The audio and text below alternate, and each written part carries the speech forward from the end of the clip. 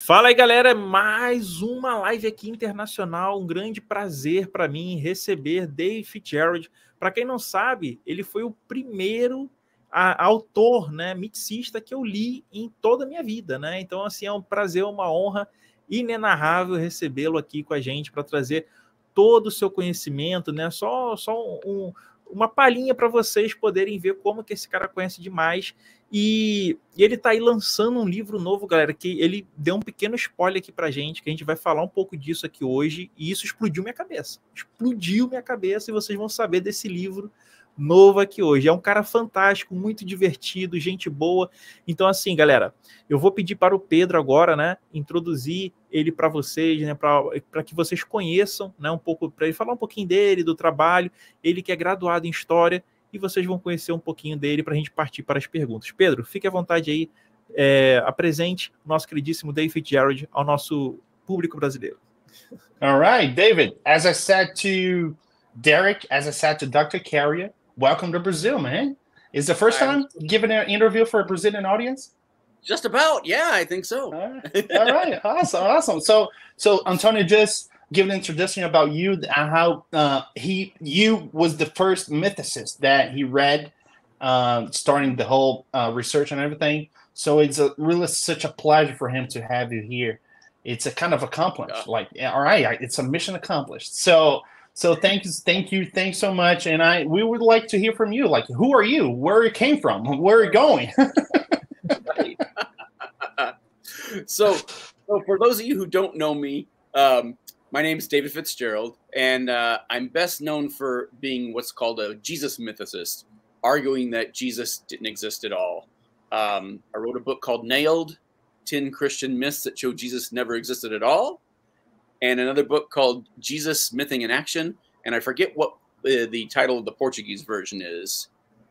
Pedro, você sabe o título de português? Mito em ação, Jesus Mito em ação. Jesus Mito em ação. That's in Portuguese. Yes. All right. Ele é o David Fitzgerald, ele é o autor do livro Nailed, como você já falou. Ele é conhecido como o negador de Jesus. Ele é o camarada, ele é o miticista que nega Jesus. All right. So, yeah, you want to say something more? Vamos falar sobre o livro dele. Yeah, the first thing I want to jump in first, as you already spoke a little bit, please, you have a new book coming in. So tell us about that a little bit. I'd love to. I'm actually super excited about this book because it's grown. It's taken a long time to grow. I've been doing the Jesus historicity question for over 20 years now. And one of the most interesting side effects of that was when Buddhists would come up to me and say, yeah, we're having the same conversation in our circles if the Buddha existed or not. And then ex-Muslims would come to me and say, yeah, we're having the same discussion in our circles whether Muhammad existed or not. So I finally got around to kicking the tires, as they say in America, to checking out the backstory on all our top 10 world religions and seeing if anybody of the other ones had a problem with a dodgy founder figure whose biography doesn't quite check out when you look too closely at it. Esse livro dele, ele falou que esse livro, ele faz pesquisa do Jesus histórico há 20 anos, e ele falou que dos side effects, dos efeitos colaterais disso, é que ele começou a descobrir que, os budistas também têm o mesmo problema, a questão da historicidade de Buda, Mohammed, o pessoal do Islã também. Então, ele falou, pera, como assim? Todo mundo, então, aparentemente todo mundo tem o mesmo problema da historicidade do seu fundador da religião. Então, foi isso que ele começou a ir mais a fundo e fazer a pesquisa desse livro novo dele. All right? Yeah, so it's almost as if now that I've been studying this for so long, it feels like it's the norm for world religions to start out with a purely imaginary founder. That's just the way world religions begin. And anything else is the exception to the rule. It makes sense, actually. I mean, yeah. Right? Yeah. O que ele falou foi que, aparentemente, todas as religiões começaram com um pai fundador que todo meio dúbio, todo mundo assim não tem muita certeza de que ele existiu. Então, all right, so we're gonna move on to the first question, and by the end, we want to go deep to your book, and we want to hear something you can give us, like some information about That's that. good. All right. Love to. So, Antônio, você quer ler em português primeiro? Vamos lá, vamos aproveitar essa questão de que todos, né, as religiões mundiais têm esse problema, né, com relação aos seus mitos fundantes, e começar com a questão principal, que até o Richard Carey, quando esteve aqui com a gente, né, ele falou, essa você tem que perguntar para o David Fitzgerald, essa você precisa perguntar para ele, que é a questão número 1, né, que é a seguinte, David, aqui no Brasil, é dito que não existe um debate na academia sobre a existência de Jesus e que isso é um consenso.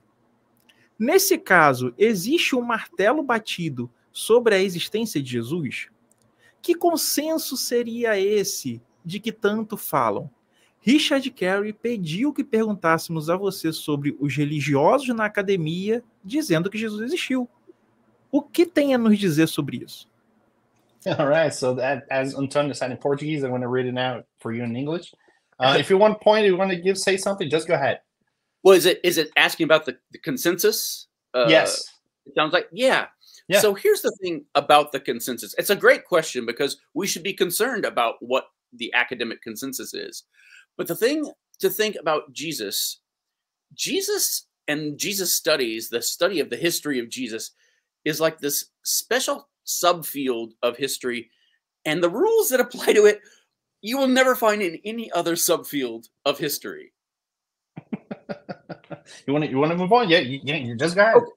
Yeah, because for it always has been and is still dominated by theological interests, and that you don't see with other fields of history. And so when you hear Christians say, and they say a lot, oh, well, all historians agree that there was a Jesus. Well, that's not I'm breaking up. Froze for a second there. I hope we can edit that out in post. Definitely. Where did I get to as far as that's not exactly true? Yeah, that's not exactly true. Yeah, because when you have historians who talk about Jesus, half of them are talking about the Jesus of faith, the God, the Father, the Son, the Holy Spirit, all that.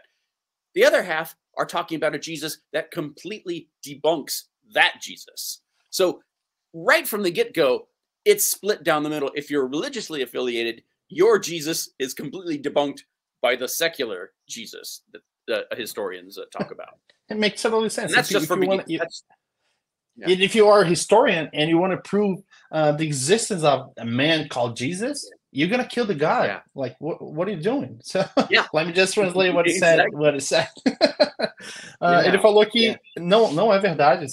De fato, como o Derek falou, esse consenso não existe. Eu vou perguntar para ele a questão da pesquisa que ele fez, mas ele falou que de fato de cara já divide em 50%, porque é um campo que isso só acontece no Jesus, porque como é uma religião muito grande, só acontece nesse campo, nessa religião, que é a separação. Os historiadores, além de historiadores, são religiosos, então eles já vão de cara para o lado da fé, e sendo que tem outros historiadores que não são, mas que provam, que falam que existe Jesus, só que esse historiador que fala que existiu um homem chamado Jesus, ele totalmente refuta o Jesus da fé. Então ele falou, então eles mesmos brigam entre si, não tem como chegar a lugar nenhum. So one thing that Richard Carey asked us to ask you is about the research that we did on the universities about all the scholars. Can you tell something about that? Yeah, because I'd love to. Yeah, and again, that's just the first split. Once you start asking secular scholars who they think Jesus was, then there is no consensus anymore on who Jesus was or what he did. Do you want to say that bit before I go further? No, you just move on. Okay. Yeah. So what it occurred to me at one point, we knew this split between secular scholars and religiously affiliated scholars. And it made me wonder, well, what's the actual numbers we're talking about here? And you can't really go to a professor and say, well, are you a Christian? Do you believe in this Jesus or that Jesus? But what we could do, and I realize it would be easy, relatively easy to do, is do a survey of all the schools, institutions, universities that offer some sort of class or on New Testament history or Jesus history, any kind of Jesus studies, basically, and ask them, so are your teachers required, your professors required to sign a statement of faith saying, we believe this about Jesus and we always will? And when you do that, that really changes the whole dynamic, because it becomes really obvious that the majority of Jesus scholars work for Jesus. They're either clergy or they're theologians, or they just love him because he's their Lord and Savior. That didn't surprise me so much, but what really surprised me is how many of them would lie about that and say, oh no, we don't have anybody sign a statement of faith. It's like, until we found it on their website.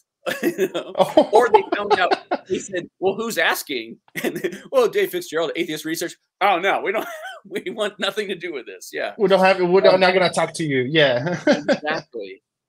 So yeah, the overwhelming majority of Jesus scholars, Jesus historians are theologically affiliated.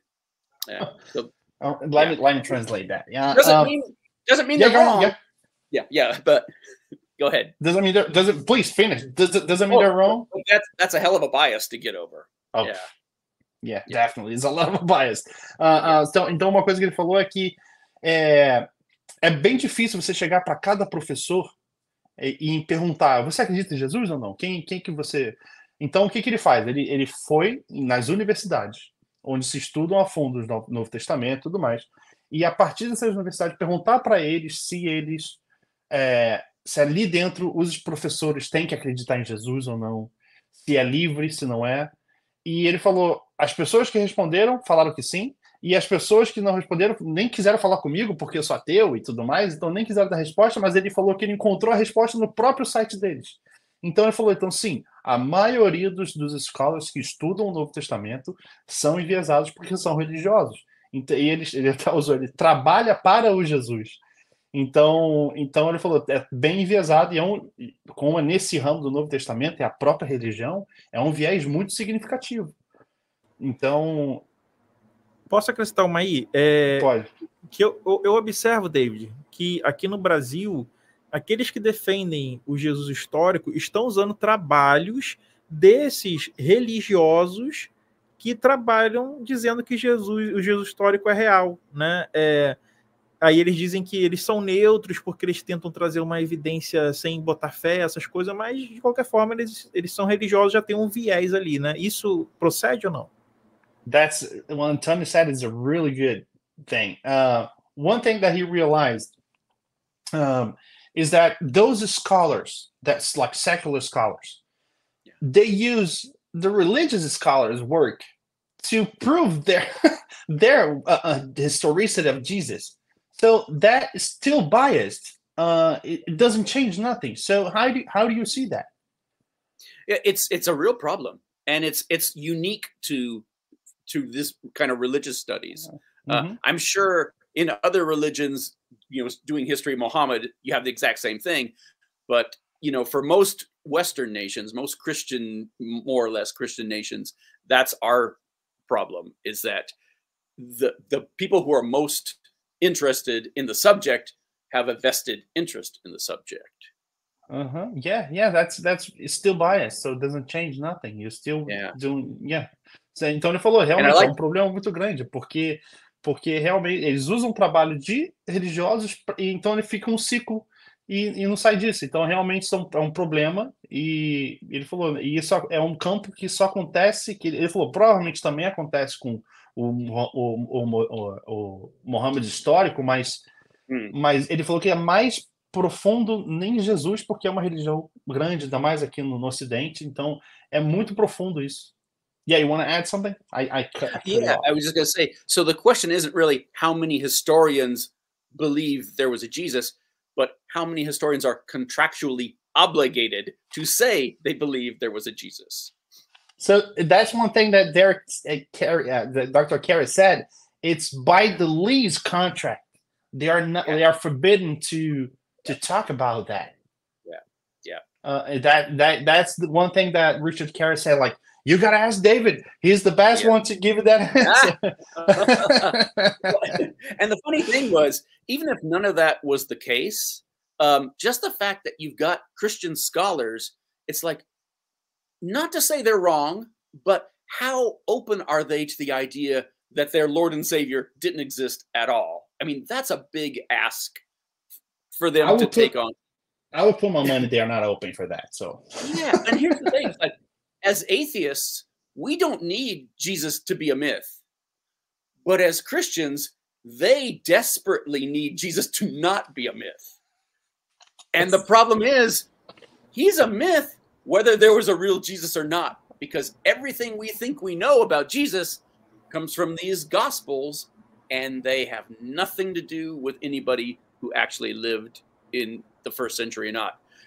Even if there was a Jesus, even if he was a real person, even if Christianity is true, that's still what everything we know about him comes from these things that have nothing to do with any real people. Exatamente, ele falou eu adicionei, né, da sua pergunta também a questão de que o Richard Carey falou que alguns professores não podem nem responder, nem podem falar sobre esse assunto. Ele falou, sim, de fato, ele falou, e acho que a pergunta que a gente deveria fazer também é quantos desses historiadores cristãos estão dispostos a abrir a mente para ouvir e saber todas as teorias, porque é perder a fé deles, é tirar a fé dos caras. Então, ele falou, a gente como ateu, a gente não precisa provar que Jesus é um mito. Sim. Mas eles desesperadamente precisam provar que Jesus existiu. That thing about we don't need to prove nothing. They need to prove like. E Pedro, traduz aqui a parte que ele falou da assinatura do contrato.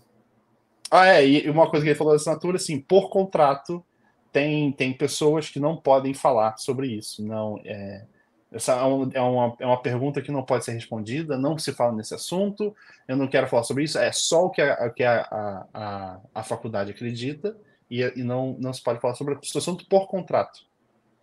Caramba, olha aí, hein, galera. E o Sabino já tinha alertado a gente sobre isso, hein? Então vamos lá, vamos pular aqui então para a segunda pergunta, que é também muito interessante, né? We're gonna move on to question number 2. Existem historiadores contemporâneos do suposto, ou seja, os historiadores que viveram lá no período em que supostamente Jesus existiu, né? Que relataram sobre o milagreiro revolucionário morto pelo procurador romano e que teria ressuscitado e feito milagres. Ou seja, mesmo que essa história tenha sido inventada após a sua morte, ou seja, se fosse tudo mentira, né? Isso deveria ser interessante o suficiente para ser relatada por historiadores do período. Elas foram, ou seja, mesmo que a história fosse mentira, ela estaria circulando, né? Então seria interessante para algum deles notar. Os historiadores do tempo de Jesus sabiam sobre ele? I really like that question number 2. It's like, are they? I'm going to read it, but I mean, we know exactly where the point we're going to go. But are there contemporary historians like the Jesus back then of the supposed Jesus who reported about revolutionary miracle worker killed by the Roman procurator who have been resurrected or performed miracles? Like that is, even if it's all lie, there's any historian on the time of Jesus that reported something, because we don't have any. Exactly. You would think so. You would think if he did anything remotely like that, yeah, people would notice. And in fact, we do have historical records for people like John the Baptist, for all these other loser messiahs, these wannabe messiahs who tried to do political things or tried to, start their own movements in their own ways. And yet, all these guys, they're not as interesting as our Jesus, but all of them managed to make a dent in the historical record. And it's weird that Jesus doesn't, And it's like everything, and I've exhaustively cataloged all the mentions of Jesus there's nothing in the 1st century except one, which appears to be a complete forgery. And it's not during Jesus' life. This is like at the end of the 1st century, you know, 60 or 70 years after Jesus was meant to have lived and died. But we've got so much information, you know, not a lot, but we have enough information to know about a dozen or so other guys. And yet the guy who really did it and the guy who was super famous, even more famous than these guys, nothing. It's weird. It's very weird. And who's that historian you said? The only one you mentioned? Flavius Josephus is his name. Flavius Josephus, the turncoat. Yes, the turncoat. Yeah, I spent a whole chapter in Nailed on him because it's so obviously a forgery. And it's so obvious no one ever heard of it until it was forged 300 years later. And yet I still see not just Christians, but atheists say, oh, yes, well, there was, you know, that's one evidence for him. It's like, dude, no. It's so bad. I get why Christians want to. They're desperate because if they lose that, they don't have anything for 100 years to validate their story, to corroborate their story. But atheists, come on. It is hammered down like in academia that okay, guys, we agreed that what Josephus said about Jesus is not true. Like it is hammered down. Not at all. Not at all. They constantly debate. It's like, well, okay, maybe it was a forgery, but maybe it was only partial forgery, you know. And it's like, shut up. It's like the excuses they're clawing desperately to keep some strand of it, and it's like there's just no way. Let me translate that. Primeira coisa que ele falou sobre, ele falou, incrivelmente a gente tem suporte histórico para messias que não deram certo, que tentou um certo movimento político, como João Batista. A gente tem outras fontes do lado de fora que provam a existência, mas incrivelmente de Jesus a gente não tem nada. E cá entre nós ele foi bem famoso. Por que não teria nada dele, já que tem de outros que não deram certo, que tentou um movimento e não conseguiu? Então ele falou, é meio estranho tudo isso, e ele falou, só tem um historiador que possivelmente, mas a gente sabe que foi forjado já, que todo mundo acha, que as pessoas acham que não, que foi utilizado. Só tem um historiador. Aí ele não falou quem foi, eu fui perguntei, quem é esse historiador? Desculpa perguntar. Ele falou, Flávio Josefo. Eu falei, lógico, o vira-casaca. Ele falou, a gente sabe que é forjado, que aquilo ali não é verdade, que é uma interpolação. E ele falou, o que me impressiona é que até ateu mesmo acredita que aquilo ali é verdadeiro, ou tem alguns que acreditam que parcialmente é verdadeiro. Tem algumas palavras ali que estão ali. Falou, cara, não. Cala a boca, peraí, cara. So I'm the thing that I'm giving the same energy you're giving out because I don't want to lose that. I swear, Portuguese is the coolest language ever. It's so cool coming out of Portuguese. Do you understand a little bit or no? Some words? Not.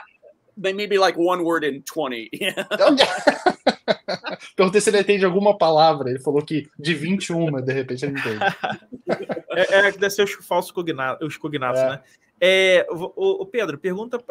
David, these messiahs that failed, it's like Menahem, Judas the Galilean, Astronges, the Egyptian, all these guys. Yeah. And and again, they made a dent in the historical record, but not our guy. And they are above historical. Pedro, let me Pedro translate isso, cara. Pedro, pergunta para ele se esses caras eles tinham uma relevância histórica infinitamente menor do que a de Jesus. Oh yeah, definitely. The relevance of those guys that failed, those messiahs that failed, was way less. Like they did a dent on the history, but their history is so, like there's nothing compared to Jesus. They did a dent. So even if it was just a mere human Jesus who taught these amazing things and was as famous as they said he was in the gospel, it's ridiculous. Yeah. Ele falou, não, é exatamente isso. Mesmo eles sendo pequenos, eles ainda deram a bocanhada na história e deixou a sua marca ali. E a gente não tem nada do nosso cara, do nosso Jesus, não tem nada dele. E ele foi tão famoso, alimentou tanta gente, isso eu sou adicionando, mas ele alimentou tanta gente, né? Mas, enfim, falei. E aí agora sobre a questão dos historiadores contemporâneos de Jesus, se ele pode citar alguns deles, tipo assim, Philon, quais eram esses historiadores que certamente deveriam ter falado sobre Jesus? Can you name some contemporary Jesus historian who could write something about Jesus, who wrote something about Jesus, but he never mentioned? Like, do you have any historian at that time that supposed to be? Oh, Caio. So we're just picking that how it's incredible. Those so minor messiahs, they did a dent on the history. Yeah. But Jesus, Yeah. What specific historians that are contemporary in the time of Jesus, time. like for example, Philo and the others? Yeah. Can you mention some historian that was that time that never mentioned about Jesus? Yeah. Well, Josephus is probably our best for all those other ones that made the dent, but Philo Alexandria, as we used to call him, he's really important because he was active before, during, and after the time of Jesus. So if there was something big going on in Jerusalem, he would have heard about it. You know, he would have probably been directly involved with it, in fact, because his family had connections with the temple and with the aristocrats in Jerusalem. So yeah, one thing that really amazed me, it's Seneca the Elder was the Gallia's brother who supposedly and he wrote books about all the religion and sects that was happening in Rome, but never mentioned Christian, Paul, nothing. Yeah. So very weird. Well, it's funny. It's funny when you read like Luke, the Gospel of Luke and the Book of Acts, which were written by the same author. Whoever wrote that loves doing celebrity name droppings. And he puts all these first century celebrities in there that Paul never met these guys. No way. Yeah. Let me translate that. Ele falou anteriormente, antes de eu adicionar, que sim, tem Filo de Alexandria, por exemplo, que nunca mencionou. Ele falou desses historiadores do primeiro século, o mais importante, Flávio Joséfo. E ele, interpolado, esquece.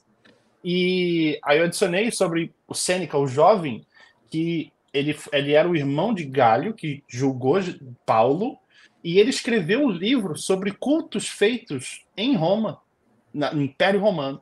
E todos os cultos, de todos os pequenos ali. E ele, sendo irmão de quem julgou Paulo, nunca mencionou nada. Ele falou assim, definitivamente... ele foi irmão do cara, deveria ter todos os atributos ali para escrever sobre Paulo, ou cristão, e não escreveu nada. Exatamente, eu também acho que é muito estranho, né, cara?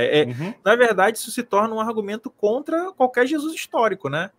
Porque se os caras que deveriam ter falado sobre ele não falaram, é porque alguma coisa errada não está certa aí, né?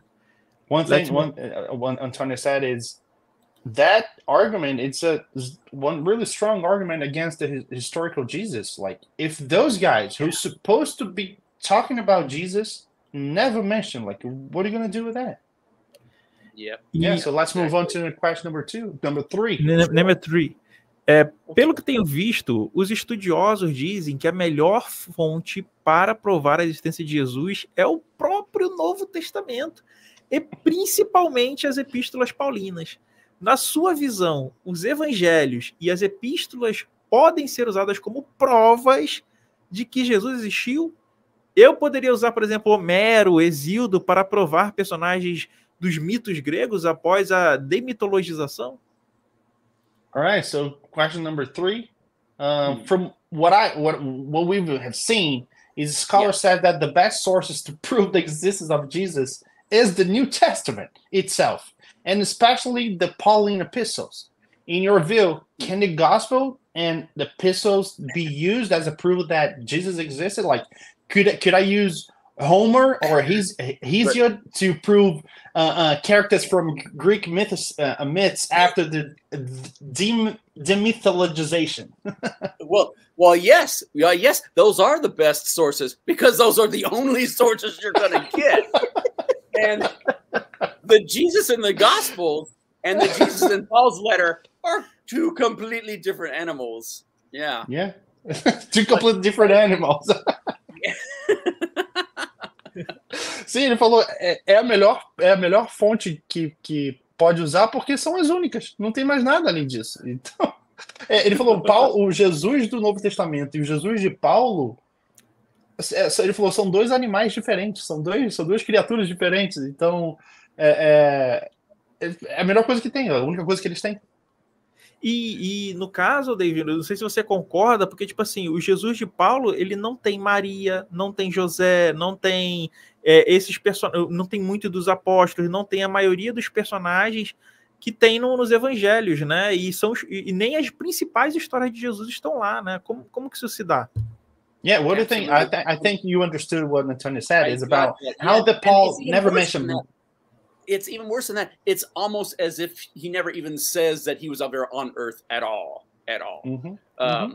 And whenever you have a couple verses brought out to like prove that Paul knew this about Jesus, knew that about Jesus, it's always him in the context of him speaking really super metaphorically about other weird things. Like, for instance, that Jesus was born of a woman.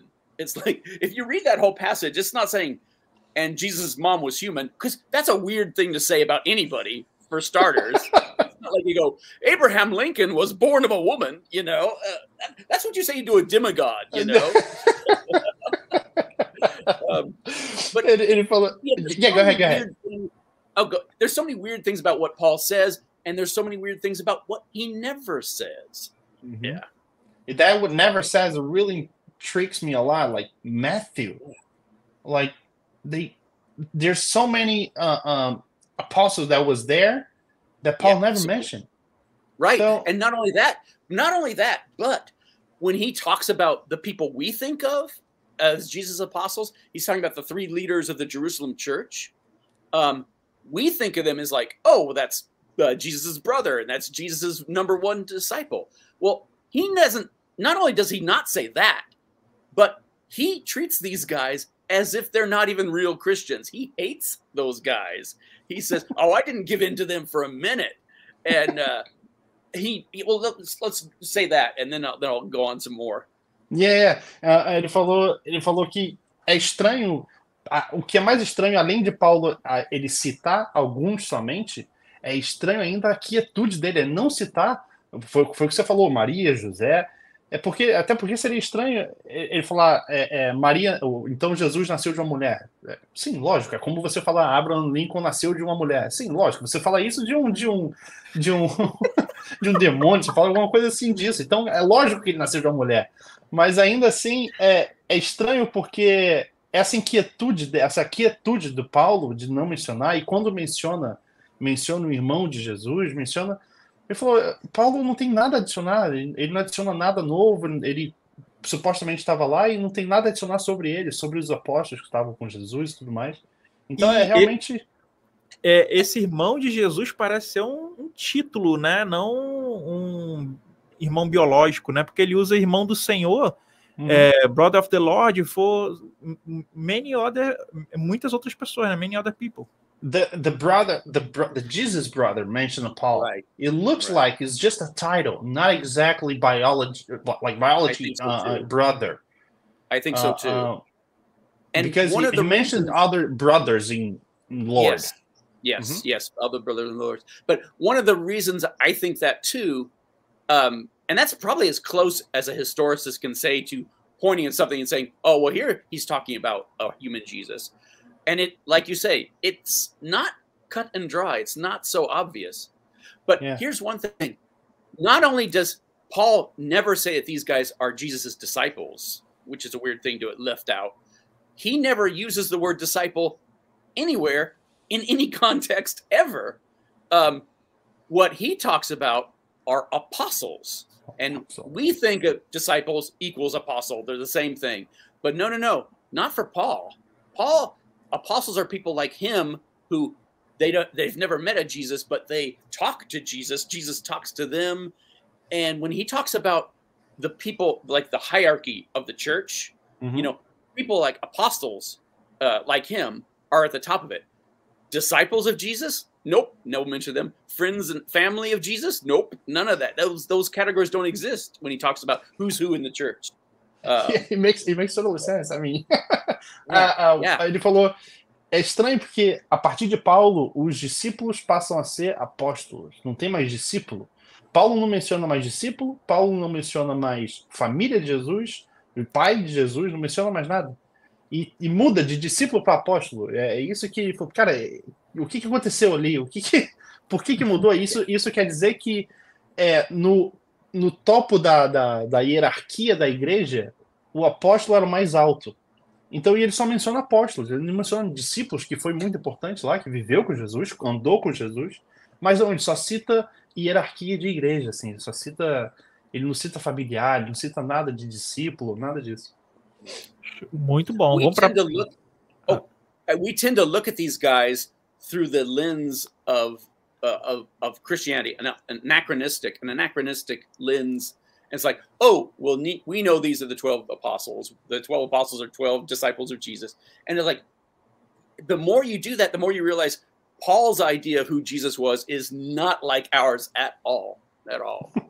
And it's so funny to see early Christianity, the way it talks about Jesus after the Gospels, the way Christians talk about Jesus. Very different. Very different. Yeah, it makes sense. Ele falou que como muda o comportamento, a maneira de dizer sobre Jesus a partir de Paulo, por exemplo, que ele fala praticamente a mudança de teologia, praticamente. Então, como que muda essa diferença de Jesus? São Jesus diferentes. De Paulo é uma coisa, do Gospel é outra coisa. É isso que não faz sentido na Bíblia, né? The ancient Christianism is like a celestial. It's like a yes. Jesus that are not in earth. I think that it's more probable that we have a transition. Yeah. I think there were early Christians who thought Jesus was an angel. There were early Christians who thought he was like a mystery faith savior God. There are all these different ideas, but the idea that he was just a guy and we should worship him, that doesn't seem to be around. Why would you do that? Why would you worship? Why would you do that? Why would a Jew do that? Jews would never do that. But, why would a Jew do that? They talk about this guy who was supposedly on Earth was like, you read the book of Hebrews, and they're not talking about a guy on Earth at all. At all. Mm-hmm. Yeah. Platonism in Hebrew. Yeah. What do you think about Hebrew 8:4? Do you want me to read it here? I can read it if you want. Is it the verse about if God had been if he had been on Earth? If he was on Earth, for example. Oh yeah. Yeah. If he had been on Earth, he should not be a priest, seeing that there are priests that offer gifts according to the law. Like if he had been, right, or if he were on. I mean, there's, I'm not an expert on the Hebrew or the Greek of that, but Christians have ways to dance around that. But it seems pretty obvious to me that they're talking about this heavenly high priest. Everything they say about him in the book of Hebrews, it's all happening up in heaven. It's like a Platonism. Which one? What? The sky, the heaven is like a Platonism. Oh, Platonism. Yes, exactly. Yeah. And he came from Melchizedek genealogy. Yes, and when they compare him to Melchizedek, it's because they have no genealogy, no mother, no father. It's like, dude, finish him. Yeah, exactly. Yeah. Let's go to the next question. Yeah. Pode traduzir, Pedro. Traduz aí. Não, foi o que você falou do Melchizedek. Ele falou incrivelmente, Melchizedek também não tem genealogia, não tem historicidade praticamente, então é tudo a mesma coisa, tudo platonismo, então ele concorda com isso completamente. Que Hebreus justamente fala de um Jesus celestial, não fala nada aqui na Terra. Tudo Jesus up the sky. Yeah. Muitos, número 4, né? Number 4. Muitos estudiosos dizem que existiam um movimento, né, de Jesus com Jesus, que deu início a esse movimento. Existem evidências de que isso seja real ou isso não se segue de provas? That's a good question. Many scholars say that there was a movement of Jesus with Jesus that started started this movement. Is there any evidence like that's real? Like what we have with that? Well, here's the thing. We have just as much evidence that it did not start with this one guy and a small group, but it started here and there and there and there, all over the Roman Empire. And I think it probably happened over time. Much probably goes even into the 1st century BCE, if you will. If anything, Christianity is probably older in that way than we're used to thinking. But again, the further we go back, the less we recognize it as Christianity. The less it has anything to do with somebody dying on a cross for our sins. You know, and the less people agree on what it is. It's really weird to read letters from Paul talking to Christians and saying, some of you don't believe there's anything as resurrection from the dead. It's like, I don't know what you guys are talking about every Sunday. If you don't believe that, it's like, yeah, I don't know what kind of church you're having there, but yeah. Even Paul, like, yeah, what kind of church you guys are having there? I was reading Corinthians today, and it is really that. Like, Paul was like, guys, what are you doing there? Like, what? Sim, ele falou que a gente não tem nenhuma evidência, e quanto mais a gente vai para trás, menos cristão parece ser. Isso parece são mitos que vêm até mesmo antes de Jesus, antes de Cristo, sem BCE, né? Tipo, bem antes de Cristo, que vai mudando e cada vez menos parece com Jesus. Então ele acredita que esse movimento de Jesus foi uma coisa que veio muito depois, veio lá na frente, porque foi mudando, né? Vai mudando pouco a pouco. Isso não é um ponto que começa naquele dia e a partir vai. Então é uma coisa que vai mudando. Not a big bang. It's not a big bang. It's not, okay, guys, now it's Jesus. Come on, let's do it. No, it's just transforming like a language. You don't just say don't say yeah, now I'm speaking Italian and I'm creating that. No. It's a thing that it's like changing, and then you got Jesus. Antes, Pedro, da gente ir para o novo livro dele, que é fantástico, sobre essa questão. O próprio nome Jesus parece ser um título, né? Jesus Cristo, Salvador ungido. É como se fosse uma história, traduz isso para ele, tá vendo? Onde o corno fosse Cornélio, né? Eu não sei se é a mesma coisa no inglês. Eu não sei se vai ter como traduzir isso, né? Deixa eu tentar. Even the name of Jesus, it looks like a title. Yeah. He gave an example that I think it just works in Portuguese, but pretty much how that is the name of a guy called as the same as a title. Like how does that work? It looks like it's the same title. It's just the same with David, and the same with Muhammad. Oh. E é o mesmo que acontece com Davi, e é o mesmo que acontece com Muhammad. Muhammad, como é que é em português? Muhammad? Moisés, né? Não, Moisés não. Muhammad A gente fala Muhammad aqui no Brasil mesmo. Muhammad também? Tá, ok. Yeah, so it's the same thing. So that's the thing that Antonio said. Like, before we start jumping to your new book, so you just give the link now. So let's start. Você quer começar a falar do livro dele? Eu quero que ele fale aquilo que ele deu spoiler pra gente antes, né? Que explodiu nossa cabeça, às vezes e que eu tenho certeza que as pessoas vão ficar loucas com essa sua informação a partir de agora sobre a origem da religião, já se existiu o judaísmo há milênios atrás, se a gente tem evidência disso. Eu não vou nem falar mais, deixa ele contar para nossa audiência. So what Antonio was saying, like, all right, David, I want to explode their heads as you explode mine when we're chatting on off. Like, all right, so let's jump into your new book. So apparently we don't have Jews 3,000-4,000 years back then. Like, so what? Like, what you doing, man? Like, you're trying to destroy them. And again, it's not me. These are not my ideas. I know. Reporting from the field.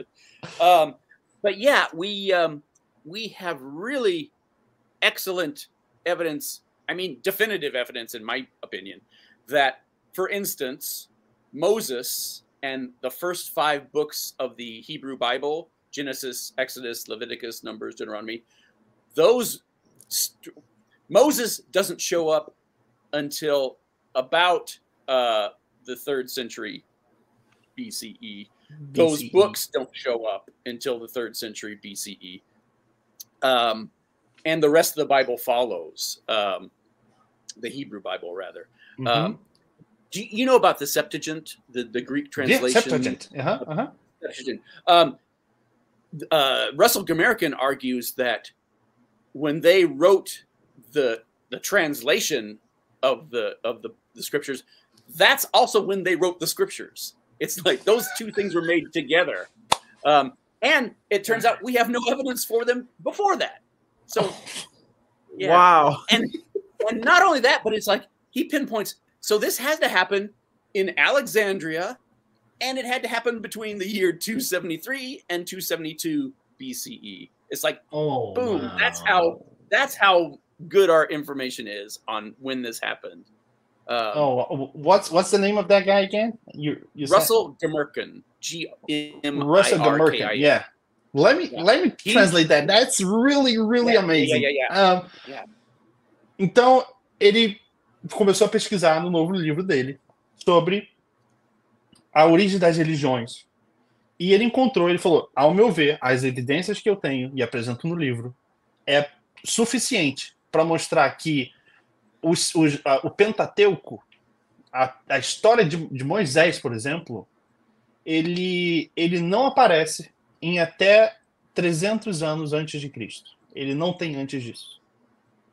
Aparentemente, esse outro scholar, aparentemente, na tradução da para Septuaginta, é a hora que começam a criar esses personagens. E ele ainda dá a data exata. Que Moisés surgiu entre 234 e 237 antes de Cristo somente. Não foi lá atrás. No terceiro século antes da Era Comum, galera. Rapaz. Terceiro século antes da Era Comum. Antes disso, não tem Moisés. There's anybody else? There's no Moses. There's no... Yeah, there's please. More. Oh, yeah. So we know, like, the story of Noah comes from Babylonian stories, like the story of Gilgamesh. But what it turns out is our stories of Noah, our stories that, the Garden of Eden and the Tower of Babel, those Old Testament stories that we all know are myths. They are from, like, Babylonian myth, but they don't come from Babylonian myth. They come from a guy writing a book about Babylonian myths in the 2nd century, 3rd century. Wow. I think 3rd century BCE. It's like, that's where we're getting our Babylonian myths from. So it's like this whole thing keeps getting newer and newer all the time. Yeah. Oh my God! Let me hang on.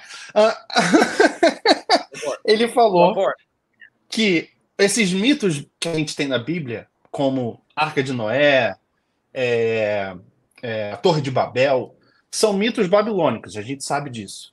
Só que esses mitos babilônicos não vêm da história lá de trás de Babilônia. Vêm de autores escrevendo sobre a Babilônia, criando esses mitos. Muito tempo depois de Babilônia. E Egito também. And you said that you have evidences on your book. You're not saying words. You show evidences. Like exactly. And this is not a so theory. much. We see it, and it makes sense in a way like historians have always known that this one Babylonian writer and this one Egyptian writer tell stories that are in our Bible, but they thought it was because they were copying from the Jewish Bible. And now we can tell, no, it's the Jewish Bible is copying these guys. Então, os historiadores acreditavam que a gente achava que os mitos babilônicos eram cópias dos judeus. E não, é ao contrário. Os judeus que são cópia dos mitos babilônicos. E escritos por pessoas escrevendo sobre Babilônia. Ou seja, a pessoa que está escrevendo o livro já está muito depois de Babilônia. Então, os mitos são criados muito mais cedo do que o que geralmente acredita. E no livro, e foi o que eu perguntei, no livro você não só fala, ele falou, não, eu mostro evidências, o porquê que a gente está falando isso. E os judeus antigos, eles conheciam essas histórias de Moisés, de Davi? Tipo assim, os judeus desse período antes da Era Comum, eles conheciam essas histórias, já estavam sabendo, olha, tem um livro aqui com a história de Moisés, tem um livro aqui com a história de Davi, tem um livro aqui com a história de Adão, ou eles não conheciam a Torá, eles não conheciam esses livros? So, what Antonio is saying is, those ancient Jews, Hebrews, they knew about those stories, about Adam and Eve, like they knew about that, like on that period of time, or no, it's just something it's tricky to say because we really don't know anything about what your average Jewish person's life was and what they believed in beyond a certain point. For one thing, we know everything we do know archaeologically, like most households had goddess figures in them. Most of what we do find archaeologically does not support what the Bible says was happening back then. That's the problem. A arqueologia não suporta o que está na Bíblia. A arqueologia não tem como, não coloca Moisés há 2.000, 3.000 anos atrás, antes da Era Comum. Ele falou, até um certo ponto, a gente não tem como saber como é que era a vida dos judeus. É só a partir de o tempo que a gente tem para saber é pouco tempo de antes para cá. Então, ele falou... dos documentos mais antigos que nós temos, de hebreus, cananitas conversando, eles estão falando sobre os mitos, sobre a Torá, sobre Moisés?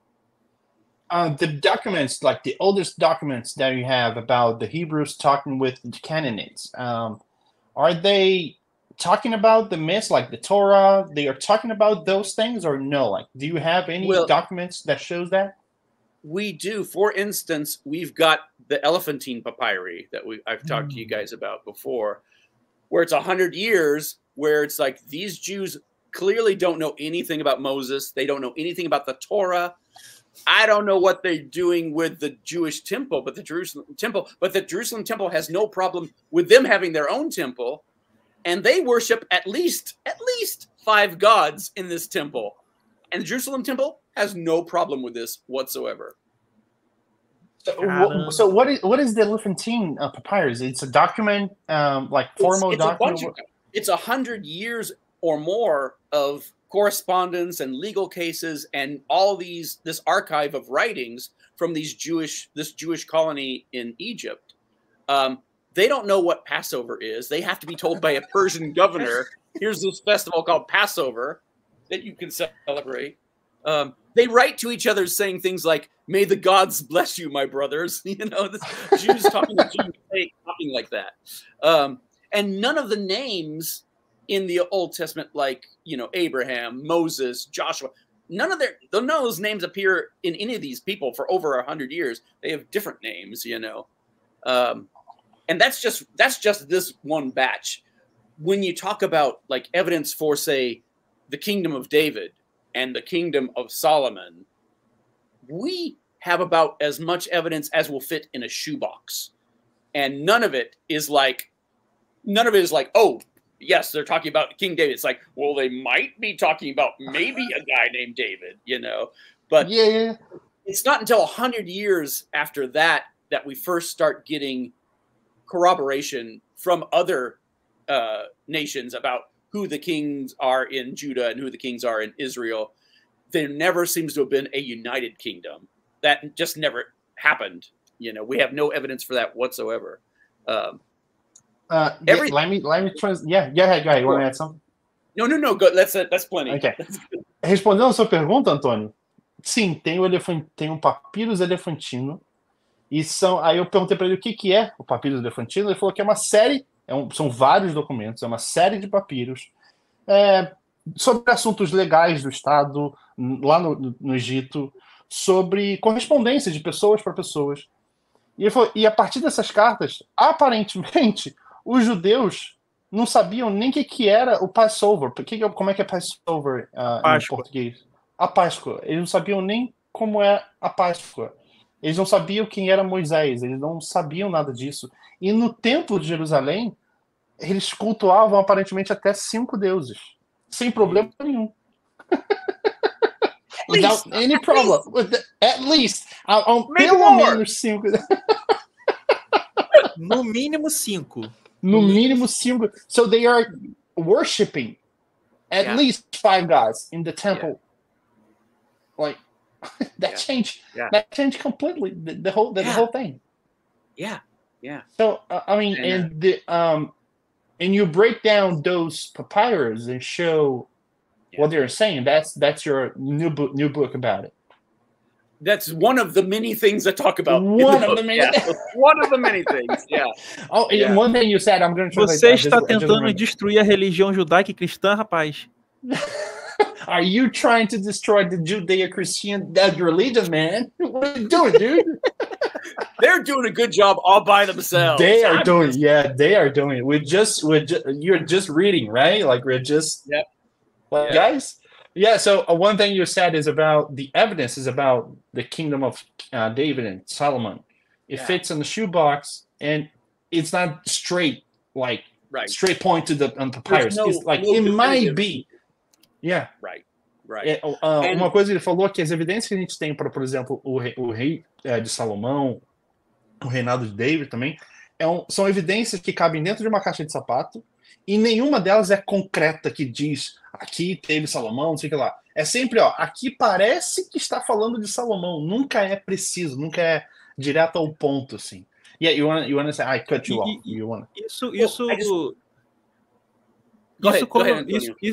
David, isso quando não é que nem, por exemplo, a Estela de Merneptah, que foi traduzida errada, né? E que hoje nós sabemos que não está falando de Israel, está falando de Assíria, né? Na tradução real, né? Eu vou ter que ver a tradução de Estela de Merneptah. I think that David knows Stella of Merneptah. The Beth Shahan Stella, Assyrian. There's a couple we can talk about. A couple archaeological things we can talk about. But you want to talk basically, about?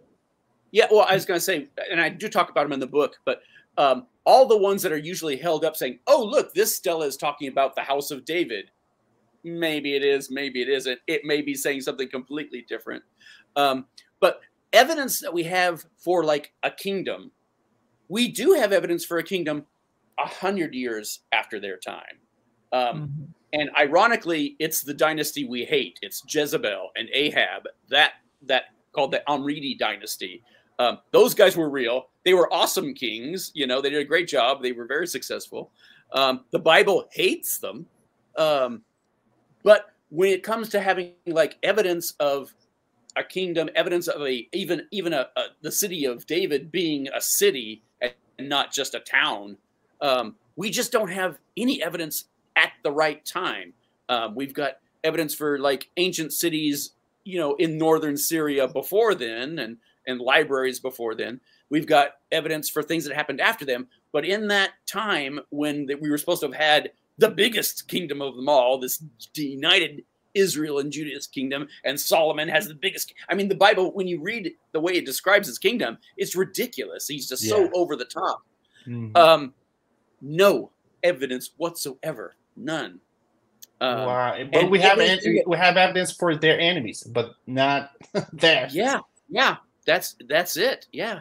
And like everything we think we know about Solomon, when you actually read what it tells about how big his temple was and his palace was, it sounds like they are copying off of Syria, a totally different king altogether. So much so that Russell Gumerican says that Solomon is really Shalmaneser II. You know, everything they say about Solomon, they're stealing from something about this other guy. O Derek falou disso, né? Yeah, Derek already said that too. Also, on one of his videos, and also here with us, he said that like they are stealing stories from many other places. We spoke about the Jonas story. Oh yeah, how it was took from other myths as well. Like never. Like we have an archaeology that proves that. That's the problem. Right. We have archaeology that prove that. Let me translate what he said. Ele falou que, seguindo o tempo que a Bíblia está dizendo que está ali, por exemplo, aquele império gigante judeu, por exemplo, Salomão, ele falou, a gente tem zero evidência, não tem nenhuma evidência. Mas a gente tem evidências de 100 anos depois, assim, dos inimigos que estão na Bíblia, que são citados. A gente tem evidências disso. Mas de todo esse império que foi tão gigantesco citado na Bíblia, do tamanho de palácio, não sei o que lá, tem zero evidências, não tem nada. E aparentemente, esses mitos criados de Salomão, por exemplo, são mitos roubados, por exemplo, são de reis de reinados lá na Síria e tudo mais, que não se encaixa com o tempo que está na Bíblia e com a localização que está na Bíblia. Então ele falou, a gente tem zero evidências disso, mas a gente tem evidência do inimigo, do contrário, no mesmo lugar que não deveria estar ali. Então não tem nada daquilo, não existe evidência dessa, por exemplo, Salomão. Isso não é verdade. Então, no seu novo book, no seu novo livro, você está encontrando um padrão, né, que existe em relação a Moisés, Davi, Salomão, Jesus e também Buda, Mohammed, outros deuses, e você mostra no seu novo livro que esse padrão se segue em praticamente as maiores religiões do mundo. Seria isso que você vai mostrar no seu livro, com evidências e fontes? Yeah, so on your new book, so pretty much you took the pattern of those religions. It looks like that they have a pattern. So that's your new book about it. You just took them, like Buddha, Muhammad, Abraham, like Moses, David. You took all of them, and in Jesus also. We can't forget about Jesus. We saw some pattern, like the creation of it started with a Godfather, like the founder. That it's dubious, like it is not true. So that's pretty much your book about it, like how those main religions started.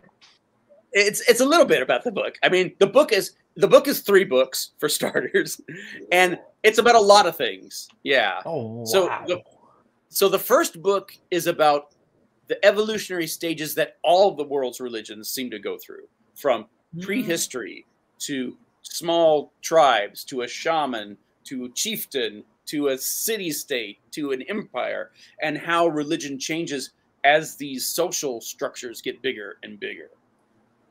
Wow. And then I talk about you want to say that first before I jump? No, go ahead, please continue. And then I talk about monotheism, how we normally think of like, well, first everybody believed everything was a god. They worshipped rocks and trees and plants and the moon and the sun.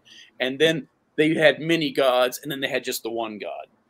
But it's so much messier than that. It's like, there's any number of gods who could have been the one true God.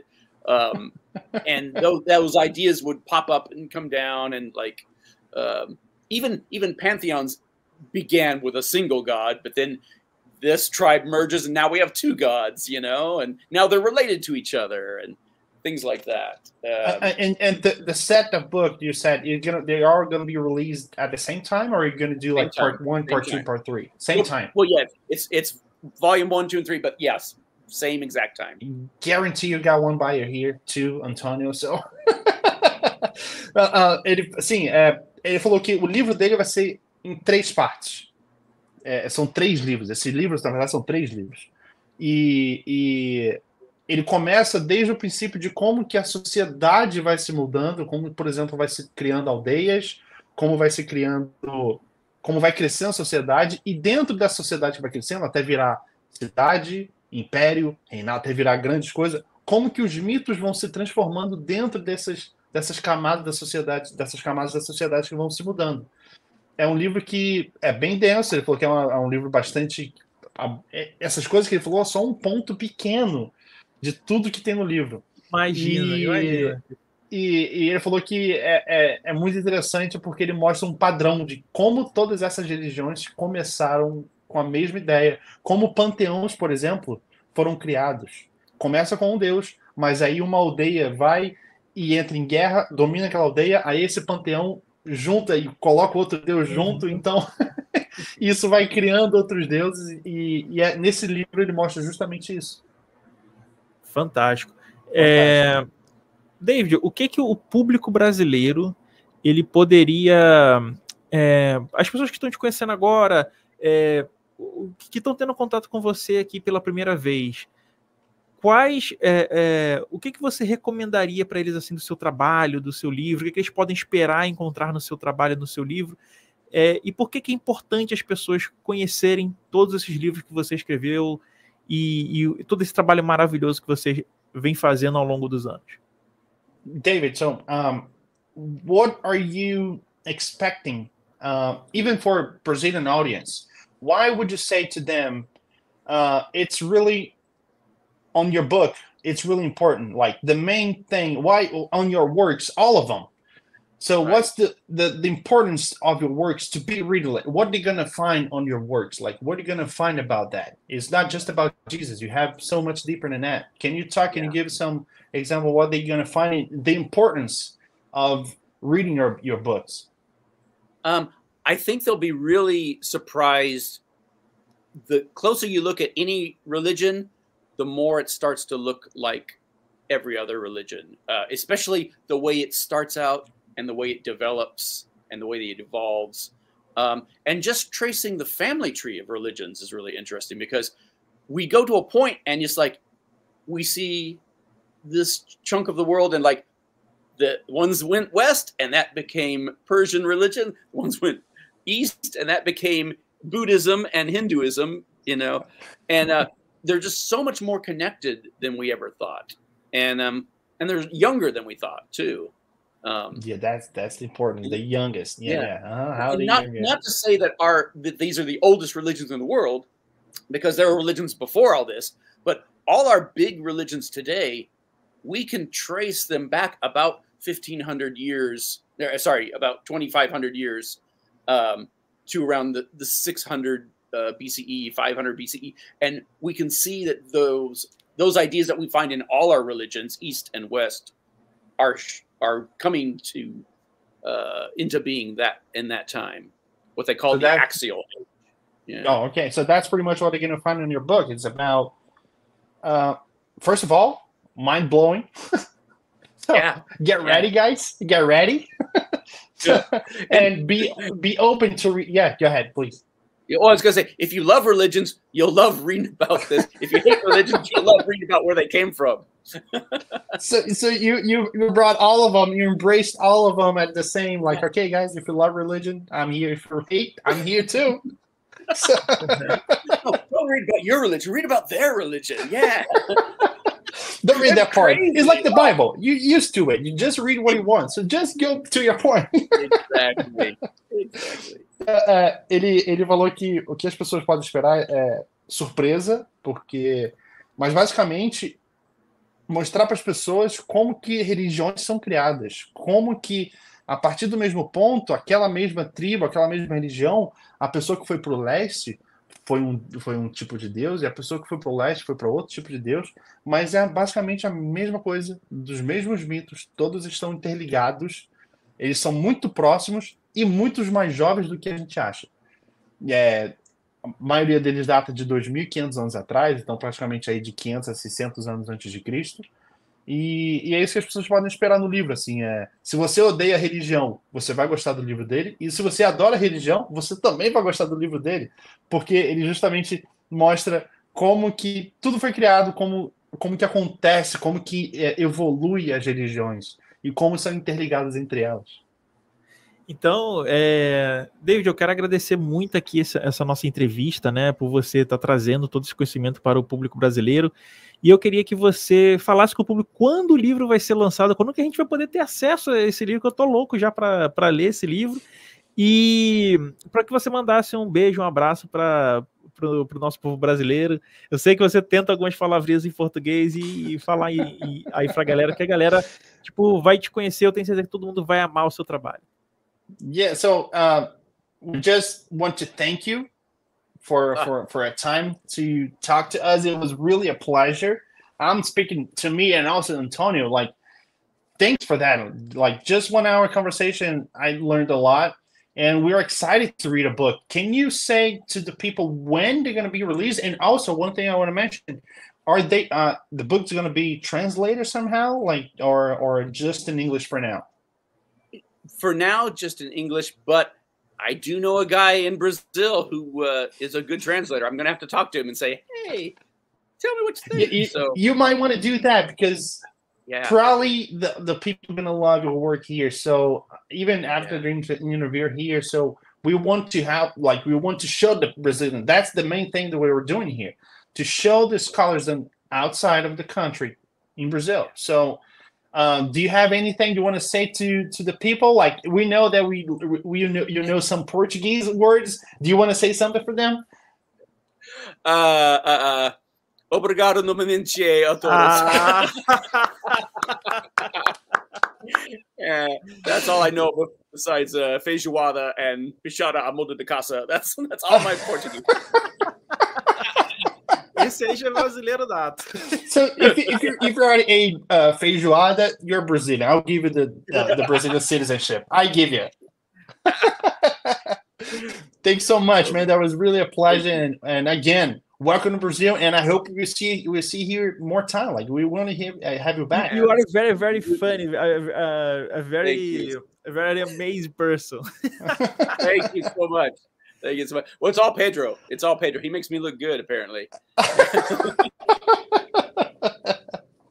Thank you so much. That was amazing. All right, guys. Thanks so much to everybody. Right. Yeah. Traduz para nós aí, Pedro.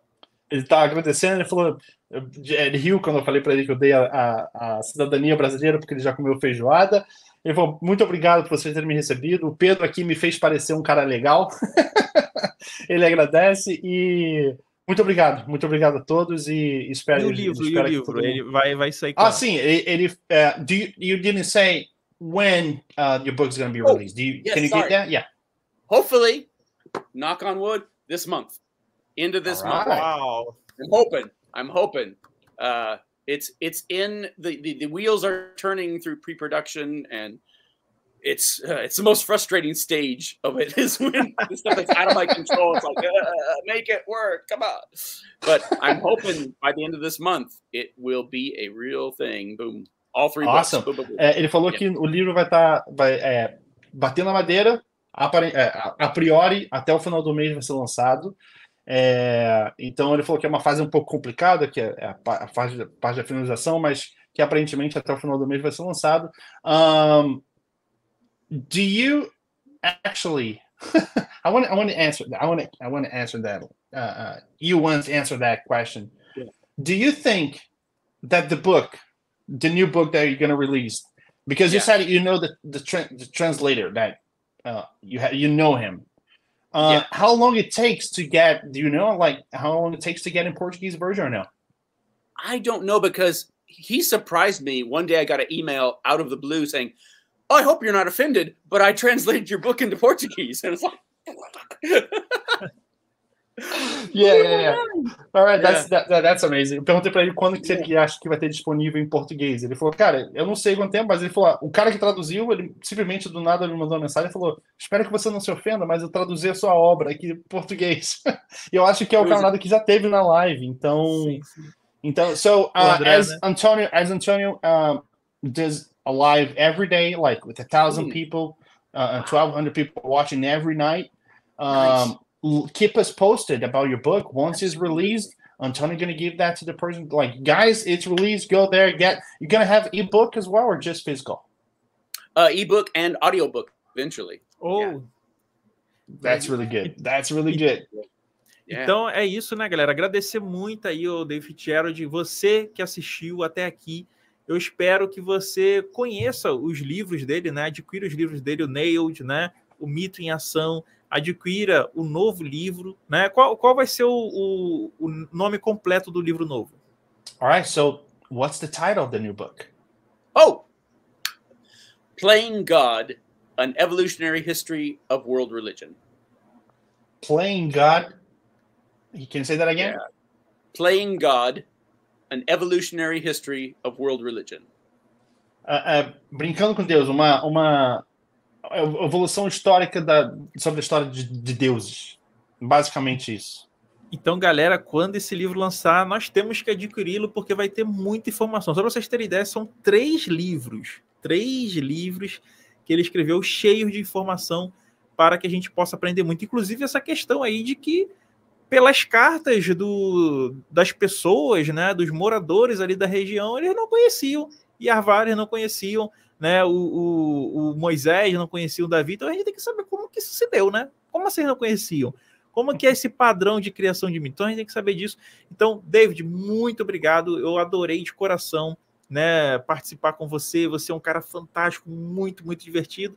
E eu espero que todos vocês tenham aprendido bastante. E eu sei que a informação que ele trouxe explodiu a cabeça de vocês. Então é isso, galera. Um grande abraço. Valeu, falou, fui. Tchau, tchau. Tamo junto. Take care.